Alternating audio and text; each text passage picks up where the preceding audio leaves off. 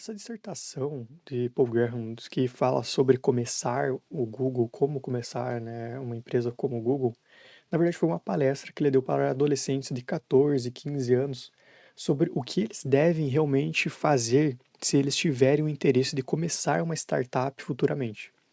A maioria das escolas acham que devem contar para os alunos alguma coisa, né, sobre esse mundo de startups e esse foi, na verdade, uma forma que Paul estruturou para levar para esses adolescentes como ele acha que devemos contar a eles como chegar e desenvolver essas empresas.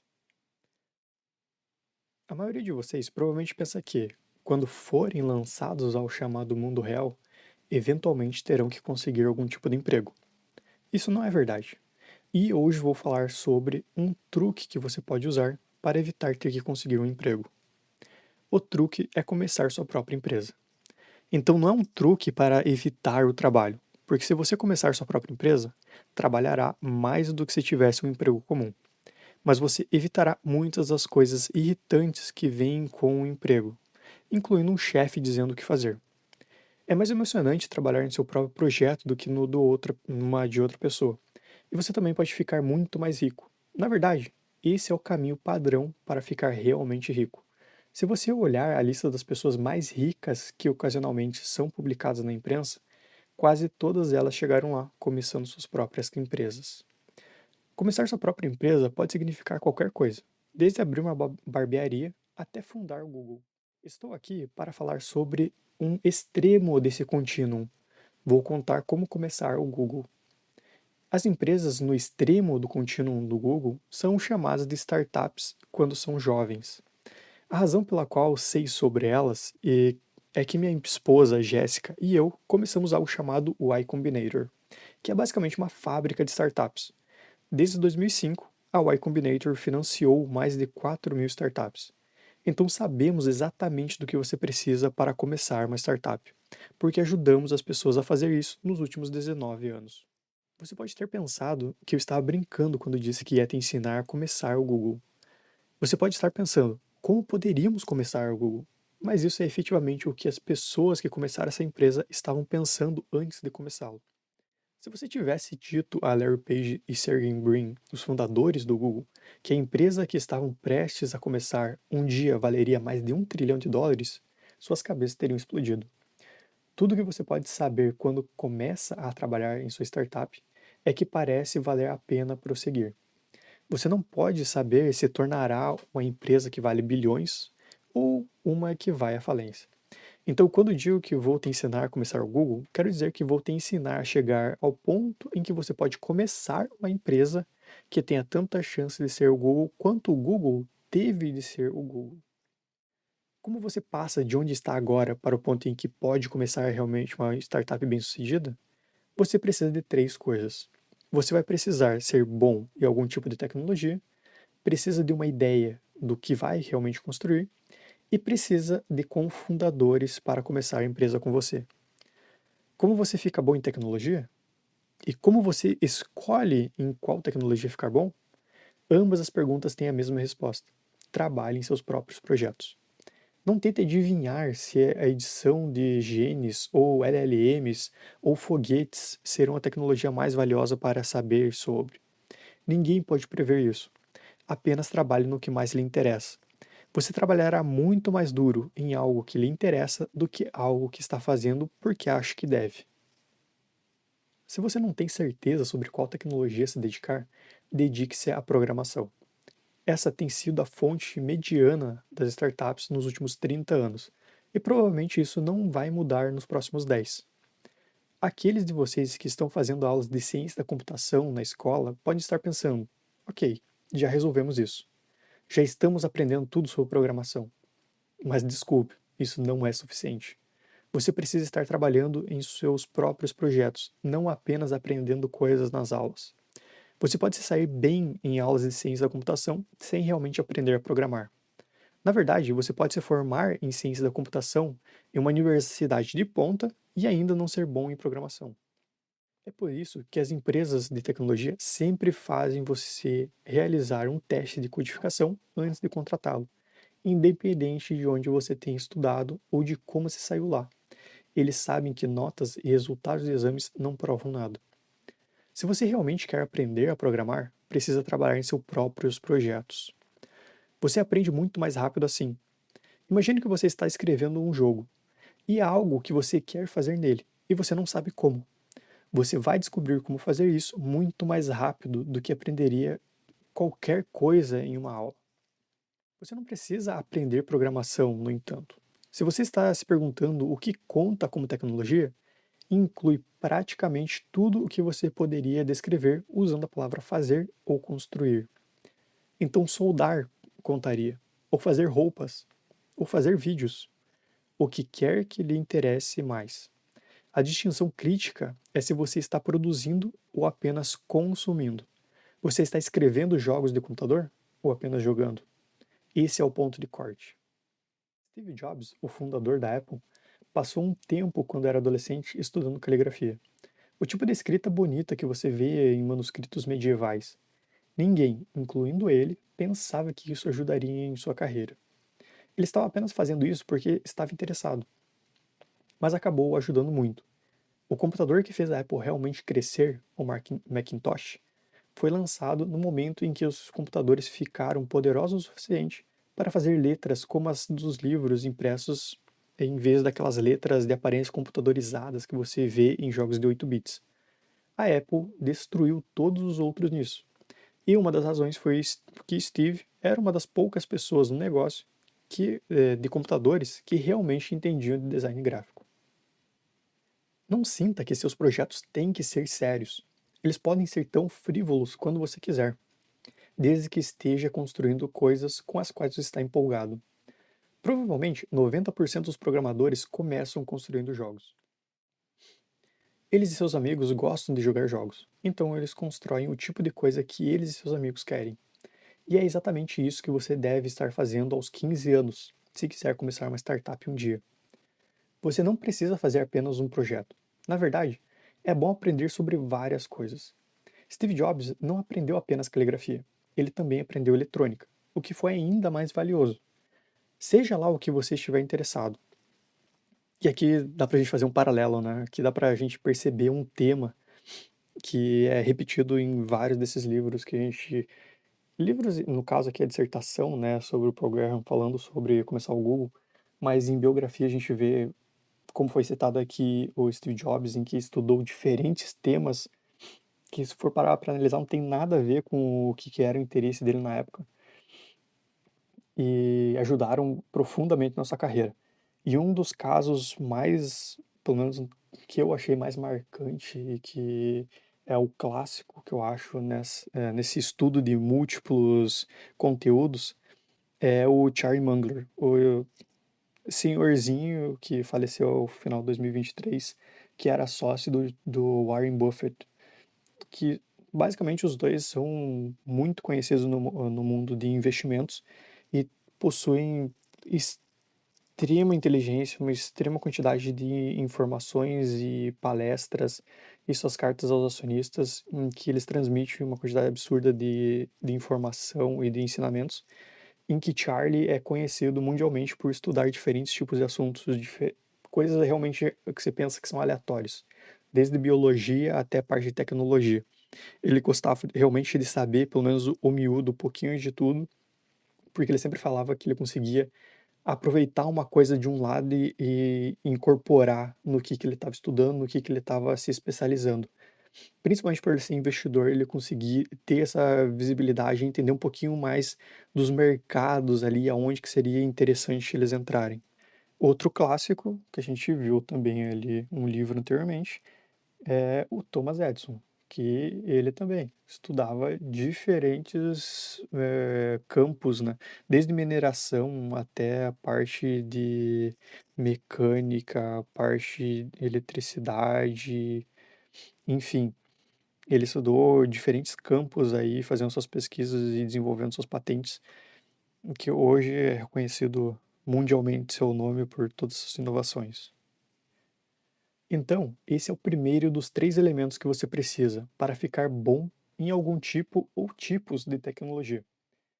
Você faz isso da mesma maneira que fica bom no violino ou no futebol, praticando.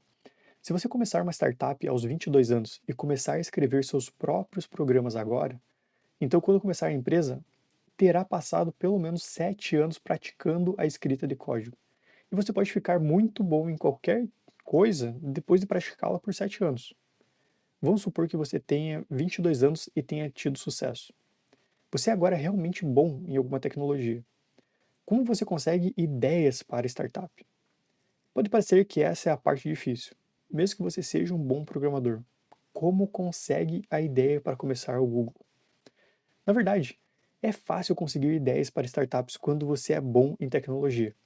Quando você é bom em alguma tecnologia, ao olhar para o mundo, você vê contornos pontilhados ao redor das coisas que estão faltando. Você começa a ser capaz de ver tanto as coisas que estão faltando na própria tecnologia, quanto todas as coisas quebradas que podem ser corrigidas usando-a. E cada uma delas é uma startup em potencial. Fazer outro parênteses aqui também, que essa parte de ideação é algo extremamente, vamos dizer assim, simples e que você só consegue ter testando. Então, muitas vezes as pessoas ficam apegadas a com medo dessa parte de ideação. Ideia vale 10 centavos a bacia. Então, ideia praticamente não vale nada. Você consegue ter várias ideias e várias formas de você tentar desenvolver uma empresa, só que o que vale realmente é a execução. Provavelmente o Paul ele vai entrar nisso aqui para frente. É um pouquinho do que ele já falou sobre essa questão dos projetos, você realmente executar em cima desses projetinhos que você vai desenvolvendo, mas é um ponto bem importante e crucial aí que a gente consegue ver também em diferentes empreendedores, em diferentes biografias e livros por aí. E aí Paul continua. Na cidade perto da nossa casa, há uma loja com um aviso na porta avisando que ela é difícil de fechar. O aviso está lá há vários anos. Para as pessoas na loja, deve parecer como esse fenômeno natural misterioso que a porta simplesmente emperra. E tudo o que podem fazer é colocar um aviso alertando os clientes sobre isso. Mas qualquer carpinteiro, olhando para a situação, pensaria: por que você simplesmente não lixa uma parte mais espessa? Quando você é bom em programação, todos os softwares ausentes no mundo começam a se tornar tão óbvios quanto uma porta emperrada para um carpinteiro. Vou te dar um exemplo do mundo real. No século XX, as universidades americanas costumavam publicar diretórios impressos com todos os nomes e informações de contato dos estudantes. Quando eu disser o nome desses diretórios, você saberá de qual startup estou falando. Eles eram chamados de Facebook, porque geralmente tinha uma foto de cada aluno ao lado do seu nome. Então, Mark Zuckerberg apareceu em Harvard em 2002, e a universidade ainda não tinha colocado o Facebook online. A administração da universidade vinha tendo reuniões diligentes sobre isso, e provavelmente teriam resolvido o problema em outra década ou mais. A maioria dos alunos não percebia conscientemente que algo estava errado, mas Mark é um programador.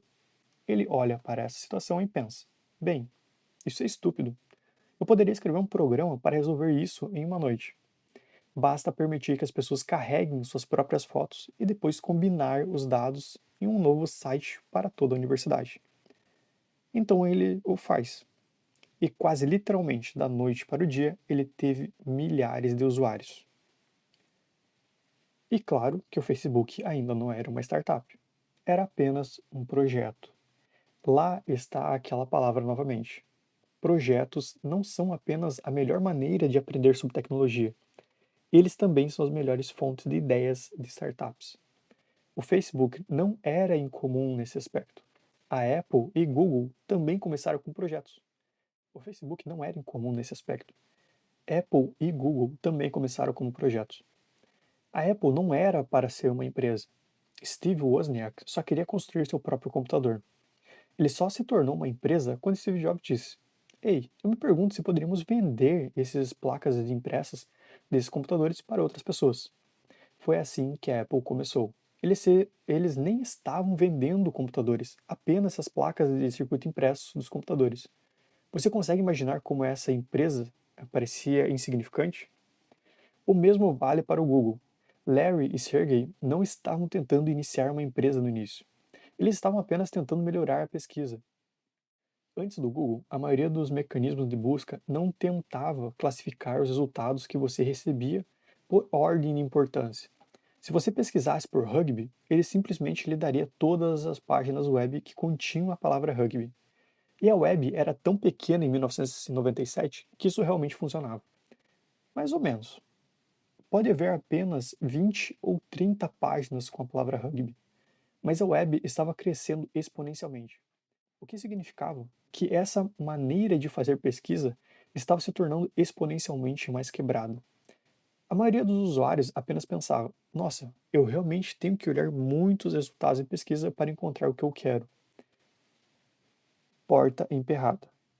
Mas como Mark, Larry e Sergey eram programadores, como Mark, eles olharam para essa situação e pensaram: bem, isso é estúpido. Algumas páginas sobre rugby importam mais do que outras. Vamos descobrir quais são e mostrar os primeiros. É óbvio, em retrospecto, que isso foi uma ótima ideia para uma startup. Não era óbvio na época. Nunca é óbvio. Se fosse evidentemente uma boa ideia começar a Apple, ou o Google, ou o Facebook, outras pessoas já teriam feito isso. E é por isso que as melhores startups surgem de projetos que não são destinados a ser startups. Você não está tentando iniciar uma empresa. Você está apenas seguindo seus instintos sobre o que é interessante. E se você é jovem e bom em tecnologia, então seus instintos inconscientes sobre o que é interessante são melhores do que suas ideias conscientes sobre o que seria uma boa empresa.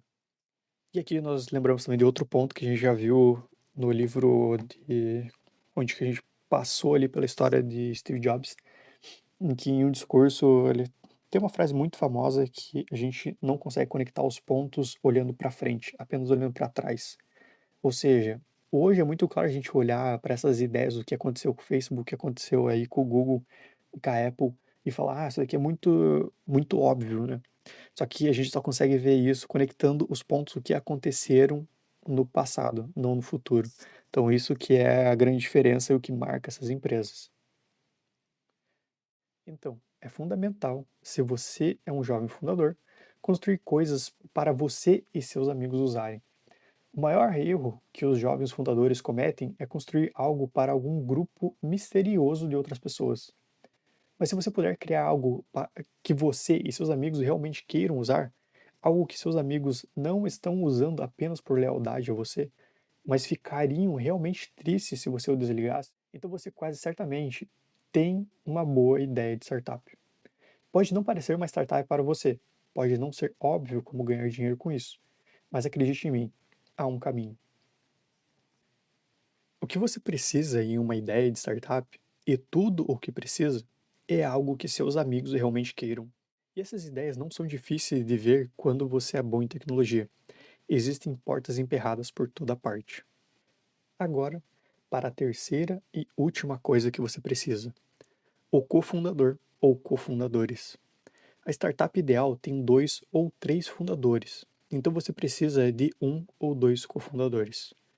Como você os encontra? Você pode prever o que eu vou dizer em seguida? É a mesma coisa.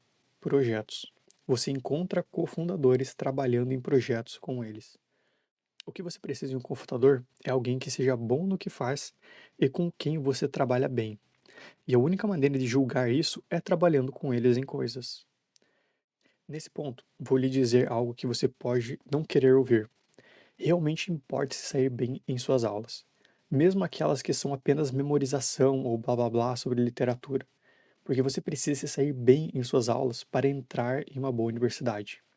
E se você quiser começar uma startup, deve tentar entrar na melhor universidade possível, porque é lá que estão os melhores cofundadores. Também é onde estão os melhores funcionários. Quando Larry e Sergey começaram o Google, começaram contratando todas as pessoas mais inteligentes que conheciam em Stanford. Isso foi uma grande vantagem para eles. As evidências empíricas são claras sobre isso. Se você olhar de onde vêm os maiores números de startups bem-sucedidas, é praticamente a mesma coisa que a lista das universidades mais seletivas. Não acho que sejam os nomes prestigiados dessas universidades que fazem essas boas startups saírem de lá. Nem acho que seja porque a qualidade do ensino é melhor, O que está impulsionando isso é simplesmente a dificuldade de entrar. Você tem que ser bastante inteligente e determinado para entrar no MIT ou no Cambridge. Então, se você conseguir entrar, encontrará outros alunos inteligentes e determinados.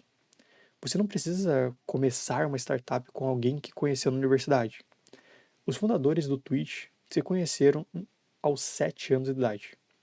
Os fundadores do Stripe, Patrick e John Collison, se conheceram quando John nasceu. Mas as universidades são a principal fonte de cofundadores. E porque é lá que estão os cofundadores, é também onde estão as ideias. Porque as melhores ideias surgem de projetos que você faz com as pessoas que se tornam seus cofundadores. Então a lista que você precisa fazer para chegar de onde está, para começar uma startup, é bastante curta. Você precisa ficar bom em tecnologia, e a maneira de fazer isso é trabalhar em seus próprios projetos. E você precisa se sair bem na escola para poder entrar em uma boa universidade, porque é lá que estão os cofundadores e as ideias.